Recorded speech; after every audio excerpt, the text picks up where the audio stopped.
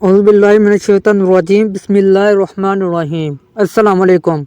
पेट मोटा होने की वजूहात। नंबर एक जगह जमकर बैठे रहना।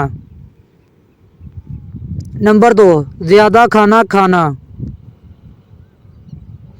नंबर 3, कोल्ड ड्रिंक्स का मुसलसल इस्तेमाल। नंबर 4, खानों में जंक फूड्स का इस्तेमाल। नंबर 5, बात बात पर परेशान होना।